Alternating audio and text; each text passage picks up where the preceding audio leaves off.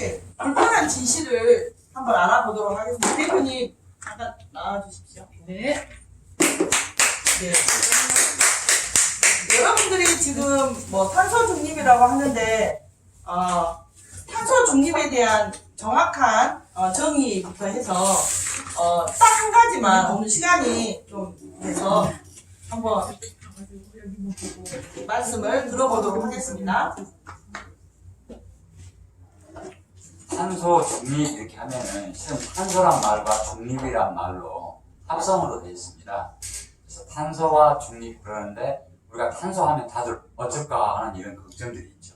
이산화탄소에 줄임말 탄소가 있는데 이 탄소라는 것은 산업적으로 보면 정말 필요한 요소입니다.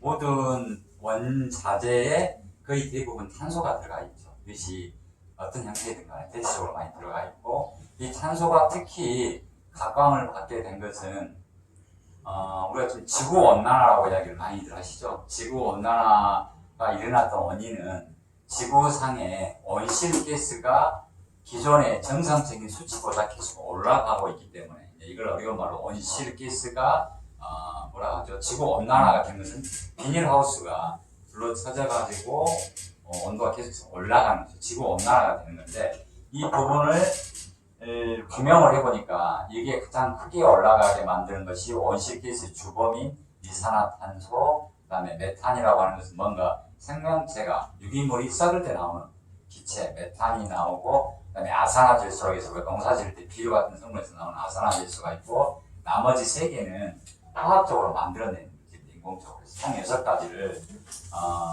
온실가스라고 이야기하는데, 제가 지금 탄소 중립 이야기하면서 계속 거창하게 이야기했던 것은 이러한 것들이 지구를 온실 효과를 계속 올리면서 온도를 올리고 있기 때문에 문제가 생기는데, 그 문제는 아시다시피 기상이변들이 일어나는 거고 농작물들이 죽어가는 거고 생명체가 계속해서 멸종해 가고 있는 상황들이고 많은 문제들이 지금 발생을 하고 있습니다.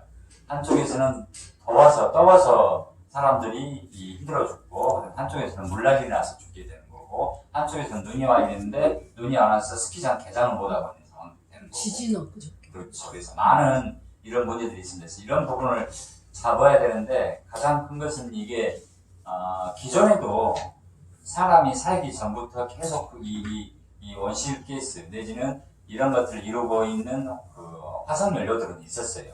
근데 이 화석연료가 상업적으로 쓰기 시작한 것은 불과 한 200년 남기밖에 안 됩니다. 200년이 뭡니까? 정확하게 산업혁명과 일치되는 시점인데 18세기 말 19세기 초에 이 온실가스의 주범인 화석연료를 끄집어내서 정제하는 기술, 이걸 우리 정유 방법이라고 하죠. 정유하고, 그다음에 정유만 하는 것이 아니라 이걸 화학 제품을 만들었어요. 정유화학. 이 정유화학 제품들이 쏟아져 나오면서 이 온실가스들이 훨씬 더 대기적으로 많이 배출하게 됩니다. 그래서 이 온실가스가 배출이 많이 되는데 가장 좋은 것은 지구온난화를 막기 위해서는 이 온실가스가 배출 안 되게 하면 되죠. 근데 이거는 이미 배출되어 있는 것은 그냥 배출돼가지고 그 나쁜 영향이 오늘 배출됐으면 내일 없어지면 좋겠지만 그렇지 않습니다. 예를 들면 온실가스 대표적인 이산화탄소도 한 10일 정도, 20일 가까이 대기 중에 머물다가 사라지는 거고요. 그거는 없어지기도 하고, 메탄 같은 경우는 훨씬 오래 갑니다. 아까 이야기했던 그 화학물질, 육불화 화학 이런 것들은 훨씬 오래 가면서 온난화 지수라고 하는 이 지수가 훨씬 세기가. 그래서 그런 부분들을 막아줘야 된다 이렇게 생각을 하고요. 그래서 그런 측면에서 탄소 중립은 어찌됐든 간에 배출되는 양을 다 막고, 그 다음에 배출을 안 하게끔 하는 것도 중요하지만 이미 배출된 것에 대해서 영향을 받기 때문에 이런 부분들을 어떻게 막을 것인가에 대한 고민을 한 것이죠. 그래서 우리가 탄소 중립이라는 개념은 배출 제로가 아닙니다. 배출 제로는 뭐냐면은 지금 배출하는 모든 것을 딱 끊는 거죠. 한순간에. 근데 그렇게 할 수가 없습니다. 우리가 살아야 되기 때문에. 그러면은 배출은 되고 있는데 배출량을 최대한 줄여갖고도 부족한 것은 우리가 이 온실가스를 흡수하는 게 있습니다. 예를 들면 어려운 말로 탄소 흡수원 이렇게 이야기하는데 대표적인 게 나무들이죠. 식물들이 그러고, 그 다음에 물속에 있는 우리 해조류들이 이걸 흡수하고 물속에서 흡수하고 또 땅도 흡수를 합니다. 그런데 온실가스가 대기 중으로 배출이 많이 되니까 이 흡수하는 율이 옛날에는 시간당 100g씩 했다는 이제는 시간당 100g이 안 되는 거죠.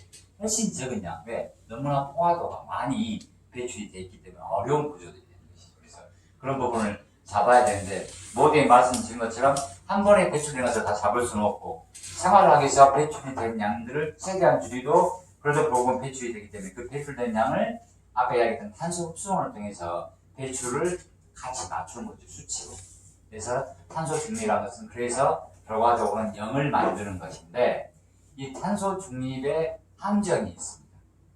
이야기를 제가 해야 되는데 너무 이야기를 길게 하고 있죠. 눈치가 좀 됩니다. 근데 설명을 해야 이해하실 것 같아서. 짧게 해주시기 바랍니다. 네. 땀나네. 아니 오늘만 날이 아니니까. 네. 그래서 탄소 중립을 해야 되는데 탄소 중립 관련해서 가장 큰 것은 가장 많은 온실가스를 누가 배출하냐는 것이죠. 부문으로 보면 산업 부분, 발전 부분, 그다음에 뭐 소비 부분, 교통 부분, 그다음에 또 뭐 건물 부분 이렇게 다 나눌 수가 있거든요. 공공 부분. 근데 온실가스를 우리나라도 그렇고 전 세계적으로 가장 많이 배출하는 부분은 산업 부분. 산업 부분이 그냥 배출할까요? 우리 같은 소비자가 그걸 쓰니까 산업 부분에서 배출을 많이 할 수밖에 없겠죠. 결국은 연결이 된 지점이 산업을 하시는 자본 공장을 운영하는 사람들이 가능한 온실가스가 많이 배출되지 않는 기술들을 많이 쓰는 게 필요해요. 근데 그래서 돈이 많이 들어가. 기계도 고쳐야 되고 여러 가지 연구를 해야 되기 때문에. 그래서 그걸 하지 않고 그대로 가죠. 그래서 배출량이 많이 늘어나고 탄소 중립이라는 개념은 그래서 어떤 식으로 넘어왔냐. 공장을 줄이고 배출되는 양을 줄이자는 이야기가 되니까 자본 가지면 공장주들은 살기가 어렵잖아요. 그것을 결국 어디로 옮겼냐. 우리 김민희 대표가 생활 속에서 에너지 많이 쓰고 그다음에 자동차 타고 다니는 게 안 된다라고 하는 개인 문제로 돌려버린 것이죠. 그럼 어쨌습니까? 산업가들은 계속해서 배출해도 아무 문제가 없는 거예요. 그래서 탄소 중립의 가장 중요한 점은 탄소 중립이라는 개념 자체가 어찌 보면 허황된 것일 수 있다. 오히려 그것보다는 지구온난화를 어떻게 잘 예방하고 줄일 것인가에 대한 관점으로 보는 것이 중요할 수 있다. 탄소 중립이란 말은 가능한 안 쓰는 형태가 맞겠다 싶습니다. 자, 오늘의 그 불편한 진설이 뭐냐면 대기업이 사실은 개인적인 우리 소비자로 이렇게 돌린다는 거. 그래서 우리가 한 게 아니라 정말 기업에서 그래서 알리백 우리 지금 선언을 지금 기업에서 하고 있는데 전체적으로 기업이 자기가 생산했던 쓰레기 부분을 책임지는 아니면 또 재생에너지로 다 바꾸는 이런 작업이 훨씬 더 시너지가 큰 거예요. 그래서 탄소 중립을 딱 하면 우리 개인적인 부분도 있지만 기업의 산업화된 것들 아니면 또 뭐 자동차 이런 것들 막 하잖아요. 대기 오염 같은 거. 그래서 이런 부분들로 우리가 접근하셨으면 좋겠고 우리 지금 대표님 이야기를 딱 하시면 되게 긴장이 돼요. 어디까지 이야기하실까? 막 이런 긴장이 되는데 오늘 여기까지 마칠까요? 네. 그래서 네. 끝나는 건 제일 좋아해요. 우리들. 그래서 우리 이제 쓰레기송 한 번 더 하고 네. 마치도록 하겠습니다.